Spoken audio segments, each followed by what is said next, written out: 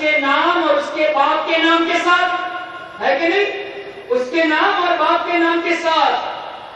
اور ایک اور حدیث اسی مفہوم کی، اور اس کو ناصر الدین البانی جو وہابیوں کا بڑا امام تھا، بنام امام، کوئی امام نہیں تھا، کوئی محدث نہیں تھا، انہوں نے ان کو محدث بنا لیا، اس نے بھی اس حدیث پاک کو صحیح لکھا۔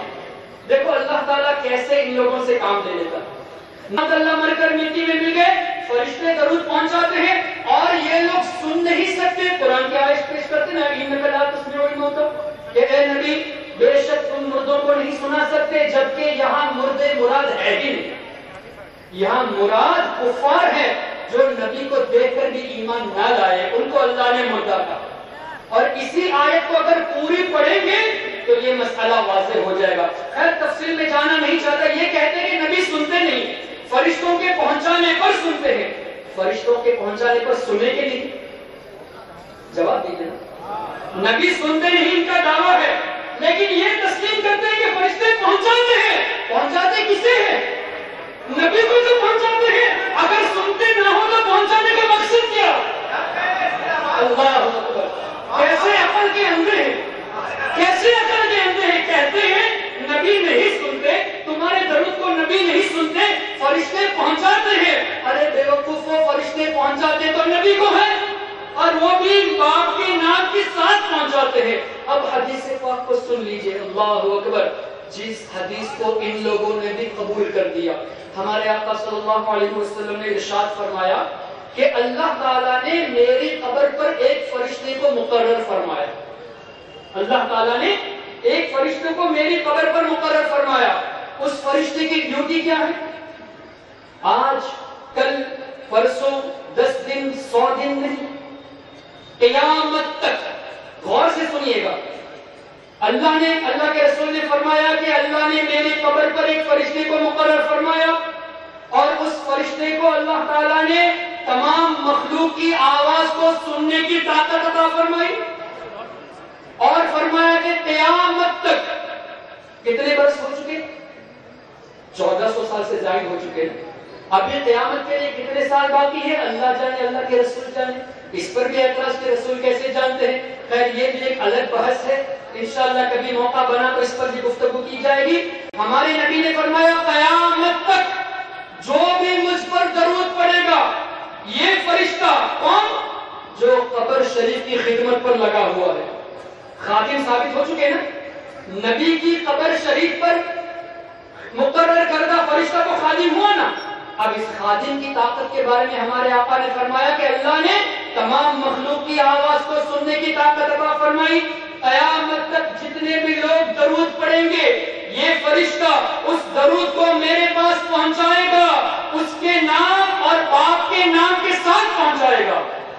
اب مجھے بتائیے، ایک مرتبہ درود پاک ہم سب مل کے پڑھ لیتے ہیں۔ اللہم صل علی سیدنا و مولانا محمد عدد ما فی علم اللہ صلاۃ دائمۃ بدوام ملک اللہ۔ ہم تقریباً 20-25-30 ہزار ہوں گے یہاں پہ، زائد بھی ہو سکتے ہیں۔ سب نے درود پڑھا نا؟ الحمدللہ۔ نہیں پڑھا تو سب پڑھ لیجئے ایک مرتبہ صلی اللہ علیہ وسلم۔ ہے کسی ملک میں فجر ہو رہی ہے، ہر وقت نماز، ہر وقت اذان، اگر کسی نے اشہد ان لا الہ الا اللہ کے بعد حی علی الصلاۃ کہا تو اذان پوری ہوگی؟ جب تک اشہد ان محمد رسول اللہ نہیں کہے گا اذان مکمل نہیں۔ اسی طرح اقامت میں بھی جب تک نبی پاک کا نام نہیں لے گا اقامت مکمل نہیں۔ بالفرض اگر سب نے اذان چھوڑ دی، بالفرض نماز میں تو نبی کو یاد کرنا فرض ہے۔ السلام علیکہ ایھا النبی ورحمۃ اللہ وبرکاتہ، نبی پر سلام بھیجنا۔ حنفی مذہب میں التحیات پڑھنا واجب اور ہر لفظ کا پڑھنا واجب۔ التحیات پڑھنا بھی واجب اور ہر لفظ کو ادا کرنا بھی واجب۔ جان بوجھ کر کسی نے ترک کیا تو نماز ہی نہیں، اور سہون کر دیا تو دہرانا واجب۔ اللہ اکبر! نماز سے کوئی خالی نہیں، کوئی وقت خالی نہیں، تھوڑی دیر کے لیے مان لیتے ہیں بالفرض، حالانکہ ایسا ممکن نہیں۔ سمجھانے کے لیے اگر تمام لوگوں نے نماز پڑھنا چھوڑ دیا، معاذ اللہ، دنیا کے تمام لوگ اگر درود پڑھنا چھوڑ دیں، اللہ نے کیا فرمایا؟ ان اللہ وملائکتہ یصلون علی النبی، بے شک اللہ اور اس کے فرشتے نبی پر درود بھیجتے ہیں۔ تو فرشتے تو درود بھیجتے ہی رہتے ہیں نا۔ اور مشکات شریف کی حدیث حضرت کعب رضی اللہ تعالیٰ عنہ فرماتے ہیں کہ نبی کریم صلی اللہ تعالیٰ علیہ وسلم کی مقدس بارگاہ میں روزانہ صبح 70,000 فرشتے حاضری دیتے ہیں. روزانہ صبح 70,000 فرشتے ہیں. اور اسی حدیث پاک کے آخری حصے میں فرق لکھا ہے. حضرت کعب فرماتے ہیں رضی اللہ تعالیٰ عنہ کہ جو فرشتہ ایک مرتبہ آ چکا قیامت تک دوبارہ آنے کی مہلت نہیں, قیامت تک دوبارہ آنے کا موقع نہیں. اتنے فرشتے اللہ نے پیدا فرمائے. ایک دن میں کتنے فرشتے ہوئے؟ صبح 70,000, شام کو 70,000. 24 گھنٹے میں کتنے ہوئے؟ 1,40,000. ایک سال میں اسلامی سال کے مطابق تقریباً 355 سال, تو 140,000. 1,40,000 کو ملٹیپلائی کیجئے 355 سے. 14 سال سے زائد کا عرصہ گزر گیا. اب اس کو ملٹیپلائی کیجئے 14 سال سے. قیامت تک ابھی کتنے سال باقی ہے اللہ بہتر جانے. اور ملٹیپلائی کر لیجئے, آپ کا کمپیوٹر بھی تھک جائے گا. کیلکولیٹر تو تھک ہی جائے گا, کمپیوٹر بھی تھک جائے گا. یوں بندگی یہ زلف و رخ آٹھوں پہر کی ہے. جو ایک بار آئے دوبارہ نہ آئیں گے. رخصت ہی بارگاہ سے بس اس قدر کی ہے. خیر بتانا یہ چاہتا ہوں اس ایک فرشتے کو اتنی طاقت. اور فرمایا یا رسول اللہ صلی اللہ علیہ وسلم قلبت مشارق الارض و مغاربها, میں نے ایسٹ اور ویسٹ کو چھان ڈالا. ایسٹ اور ویسٹ, مشرق اور مغرب کو یا رسول اللہ میں نے چھان ڈالا. لم اجد رجلا افضل من محمد صلی اللہ علیہ وسلم, یا رسول اللہ آپ سے بہتر کسی شخص کو میں نے نہ مشرق میں پایا نہ مغرب میں پایا. یہ دکھاتے ہیں ظاہری میں اچھے لباس سے آتے ہیں, لیکن ان کے اندر جو خرابی ہے, جو نجاست ہے, وہ ظاہر نہیں کرتے. ان کی نجاست چھپی ہوئی ہے. اب ہمارے اوپر ہے کہ ہم کیسے چھان کر پتہ لگائیں کہ اس کی اصلیت کیا ہے. دکھاوے میں تو اچھے لگتے ہیں, اچھی زبان سے پیش آئیں گے, اچھی تلاوت کریں گے, اللہ اکبر. کیا ہمارے نبی نے یہ نہیں فرمایا کہ ایک زمان ہو؟ اور دوسری بات فرمائی نبی کے اہل بیت کی محبت سکھاؤ. لو آف یور نبی and the love of the family members of نبی. اور تیسری چیز فرمائی کہ تلاوت قرآن سکھاؤ.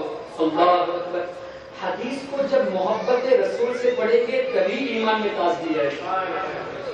اگر بغیر محبت کے پڑھیں گے, یہ بھی تو بغیر محبت ہی کے پڑھتے, تبھی تو گمراہ ہو چکے ہیں. نبی کی محبت میں پڑھنا چاہیے. اب اس حدیث سے پاک پہ ذرا غور کریں. نبی کریم صلی اللہ علیہ وسلم نے فرمایا اپنی اولاد کو 3 چیزیں سکھاؤ, نبی کی محبت, آل نبی کی محبت اور تلاوت قرآن. تلاوت قرآن پہلے نہیں فرمایا بلکہ پہلے نبی کی محبت فرمائی, بعد میں اہل بیت کی محبت. کیا پتا چلا قرآن اگر نبی اور آل نبی کی محبت میں پڑھو گے تب سمجھ پاؤ گے, اور بغیر نبی کی محبت کے پڑھو گے تو گمراہی کے سوا کچھ نہیں. اللہ آگے جاہل نائک کہے, ذاکر نائک کہے, کیا کہے. اور تیسرے نمبر پہ ہے ڈاکٹر بلال فلپس. یہ انگریزی میں بہت بڑا فتنہ مچا چکا ہے, ابھی بھی مچا رہا ہے. الحمدللہ جب سری لنکا یہ بھی آیا تھا تو ہم نے دعوت دی کہ ہم تم سے کچھ گفتگو کرنا چاہتے ہیں. میسج پہنچا دیا, جو آرگنائزر تھے, جو منتظمین تھے, میسج پہنچا, انہوں نے قبول بھی کر لیا کہ ڈاکٹر بلال فلپس آئیں گے, ہم آپ سے ملاقات کروائیں گے. قبول کیا, لیکن آنے کے بعد پھر گئے. اس کے بعد این میلاد کے دن, میلاد شریف کے دن ایک سید صاحب کے گھر پہ مولود ہو رہی تھی, میں بھی گیا تھا. اور مجھے اطلاع ملی کہ ڈاکٹر بلال فلپس نے کہا وہ سید صاحب سے, چونکہ وہ گورنر ہے, کہ میں بھی آپ کے یہاں شرکت کرنا چاہتا ہوں. میلاد کو شرک کہنے والے شرک والی مجلس میں شرکت کرنے کو تیار اور منہ سے مان رہے ہیں, لیکن سید صاحب نے کہا کہ نہیں آپ مت آئیے, آئیں گے تو فتنہ ہوگا, جھگڑے ہوں گے, اس لیے اس کو دعوت نہیں. ہمارے ایمان کی حفاظت فرمائے. اللہ اکبر. خیر یہ ضمن بات بتا دی, آگے بڑھتے ہیں, ویڈیو کی طرف آئیے. دوبارہ کریے آواز کریں.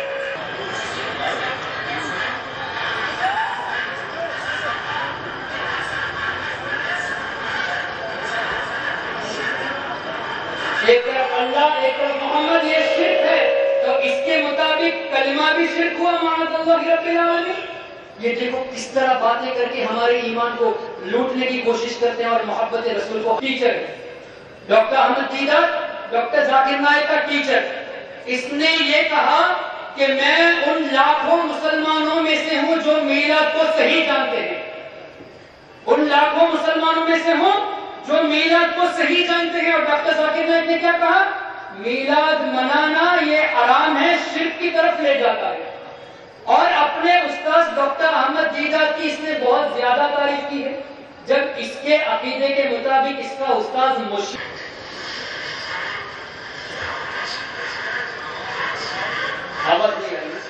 ذاکر نائک کے عقیدے کے مطابق معاذ اللہ، اللہ پیدا ہوا تبھی تو شرک ہوا، اللہ پیدا ہوا تبھی تو شرک ہوا. اسی طرح ڈاکٹر بلال فلپس نے کہا کہ یا رسول اللہ کہنا یہ شرک ہے. یا رسول اللہ کا مطلب کیا ہے بتائیے؟ یا رسول اللہ کا مطلب کیا ہے؟ اے اللہ کے رسول. یا رسول اللہ اے اللہ کے رسول، یا نبی اللہ اے اللہ کے نبی، یا حبیب اللہ اے اللہ کے حبیب. ہم نے رسول کو اللہ کہا یا اللہ کے رسول کہا؟ ہم نے نبی کو اللہ کہا یا اللہ کا نبی کہا؟ ہم نے تو اللہ کا نبی اور اللہ کا رسول ہی کہا نا. تو شرک کیسے ہوا جب ہم نے خدا مانا ہی نہیں بلکہ خدا کے رسول مانا؟ شرک ہونے کا تصور ہی نہیں ہے. تو یا رسول اللہ کہنا، شرک کہنے والے وہ رسول کو اللہ مانتے ہیں، ہم سننے نہیں مانتے. اور آپ سننا ٹرسٹ کی طرف سے ہم نے سوال کیا تھا اور ہم نے ایک تحریر دی جس میں لکھا تھا کہ ڈاکٹر صاحب we would like to invite you for a discussion. اتنے ادب سے کہا ہم آپ کو دعوت دیتے ہیں ڈسکشن کے لیے. توسل following the مذہب the prophets are alive in their graves. انبیاء کرام اپنے قبروں میں حیات ہیں. ان تین موضوعات پر ہم گفتگو کرنا چاہتے ہیں. میرا نام میرے دستخط بھی ہے اور میرے ایک دوست کی دستخط بھی وہاں پہ ہے.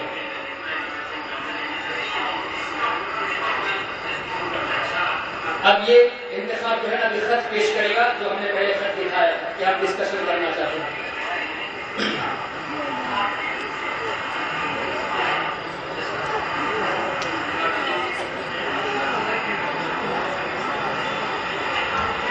This is a letter for you inviting you for a discussion. اب میں کھڑے ہو کے کہہ رہا ہوں، میں یہ کہہ رہا ہوں کہ ڈاکٹر صاحب آرگیومنٹ نہیں کرنا چاہتا، بحث نہیں کرنا چاہتا، بس اتنا پوچھنا ہے کہ آپ نے اپنے تقریروں میں کہا ہے کہ وسیلہ لینا حرام ہے. 25 سے زائد آیتیں ہیں، وہ کون سی آیتیں ہیں؟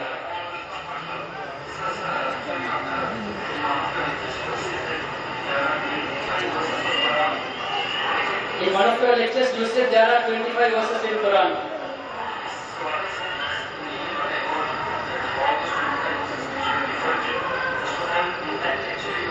ٹھیک ہے، اب میں اس کو 2 منٹ میں انشاءاللہ سمرائز کروں. ہوا یہ بچے سادہ تھے لیکن پولیٹکس ہے، تو انہوں نے کہا کہ ٹھیک ہے آئیے، اور ہمیں دعوت دی. ان کے بیٹے نے کہا کہ یہ آ رہا ہے، ہم سے برداشت نہیں ہوتا کہ ایک حدیث ہمارے گھر پہ ہے، اس لیے آپ لوگ کچھ پلاننگ کر کے کچھ سوالات کرو. تو میں اور میرے دوست ایک بار صاحب بھی تھے، ہم تینوں مل کے پلان کیے کہ موقع اچھا ہے، ہم اس سے پوچھ لیتے کہ تم نے کئی مرتبہ کہا کہ وسیلہ لینا حرام ہے، 25 سے زائد آیتیں ہیں، ہم کو بتا دو کون سی آیت ہے.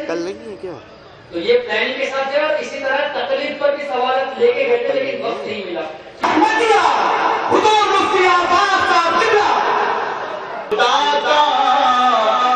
خدا کی نبی سے ملتا ہے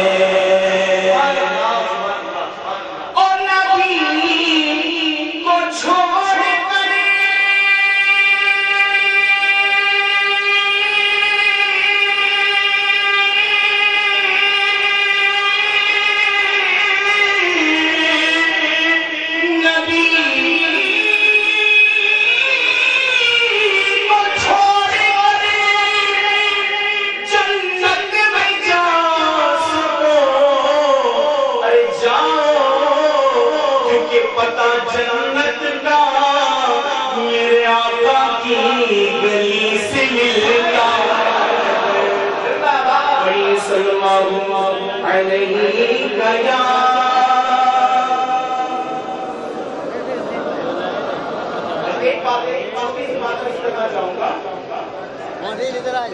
کہ آواز بھی ملی ہے تو سرکار کے صدقے میں ملی ہے.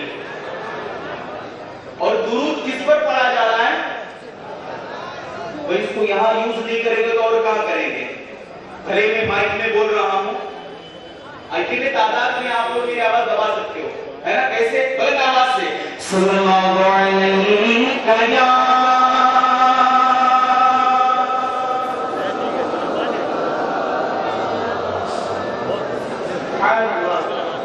یا آواز کو نہیں نکالو بھائی.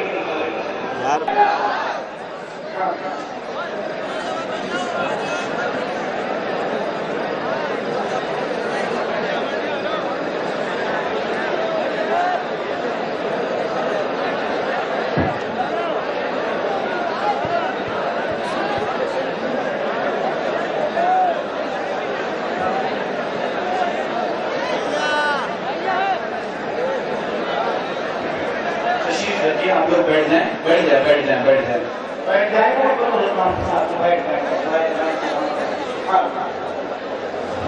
آپ حضرات ایک مرتبہ محبت کے ساتھ اور درود.